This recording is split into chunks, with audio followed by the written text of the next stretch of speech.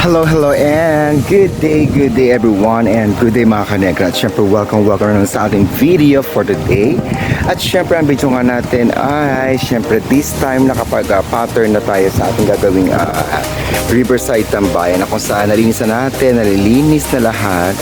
At syempre this time ay naglagay tayo ng mga pattern na rin. At syempre iyan nga, nagkaroon tayo ng mga bakod dyan kung saan susunod yan ay gagawin natin, ipo-full time na natin yung mga pagbabakod dyan.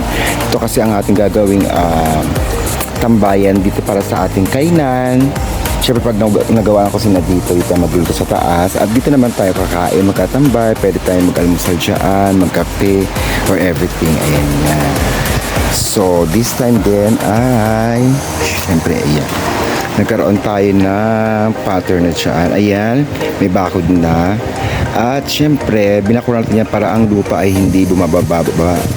Kasi pababa ito. Ayan, pababa siya dyan. So, ang ginawa natin is ni-layer natin. So, hindi pa naman proper pagkakabakod dyan. Aayusin pa natin yan. At syempre, dikit-dikit talaga yan. And syempre, yung mga tinatabas natin mga damo dyan, inaalis sa mga damo dyan natin ilalagay. At syempre, para magpanang-tanim tayo ay ang tanim natin magiging healthy din. Syempre, mga pataba din yan. So, ayan nga, may first layer tayo sa taas, second, at syempre, ito ang ating third layer sa baba. Ayan, dire-diretso yan dyan. So, pag nabakuran na natin ng ayos yan dyan, medyo i-cultivate na natin yung lupa dyan para at least pwede natin pagtaniman o kung ano mga pwede natin ilagay dyan na tanim. Ayan, same dito din sa ating second layer at sa first layer natin din. Siyempre kung ano mga pwede natin ilagay yan. Basta ngayon ayusin natin at nakakatuwa dahil nakakapag-pattern na tayo sa ating Riverside Tambayan. At siyempre nakapagawa na rin tayo ng pattern para sa ating way dyan. And next time na gagawin naman natin is ayusin natin ang baba.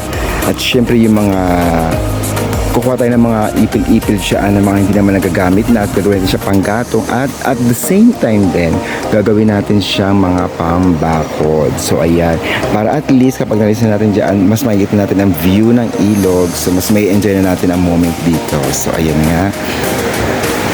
At dito nagtanim din ako meron ako nilagay ng mga rosal. Ayan, nagtanim tayo ng mga rosal dyan. So para at least pag lumaki yan dyan, so maganda yan, magiging design ng ating dito yan, kainan. So syempre habang ginagawa pa natin, tinaniman natin para sumasabay siya sa paglaki din. So ayan din, ito pa gagawin din natin yan. At syempre nakapagtanim nga tayo dito, may mangga tayong inilagay dito. So ayan, yung mangga na yan ay tumubo doon sa nagagawin ng kusina. So ang ginawa ko is pinabungkal ko siya ng maayos para hindi maputol ang mga ugat at nilipat ko siya. So pag lumaki yan, magiging lilom din natin yan. So ayan. So ayan, naalisin din natin yan. At syempre lilinisin natin yan para mas maging maaliwala siya. At syempre hanggang doon sa may pababa yan. At papalagyan din natin siya ng mga bakod na mga ganito. Yantok ba tawag dito? Hindi ko alam. Yung mga ganyan. Yantok yata. Yan. Basta buho, part siya ng buho, kawayan. So ayan. So abangan yung mga kanegra, syempre nagiging happy tayo at nakakapagsimula na tayo at nakapag-pattern na tayo ngayon. Ito pa lang ang ating Riverside Tambayan pinapakita ko sa inyo. And syempre iyan is imamawer na lang yan dyan sa baba kasi okay na yan dyan. Tapos yung mga puno, yung mga baging, yung mga hindi na kailangan dyan, iaalis natin. So yung mga kain na makukuha natin, so gamitin natin siyang panggatong at syempre pambakod, pamposte o kung anong pwedeng gawin dyan.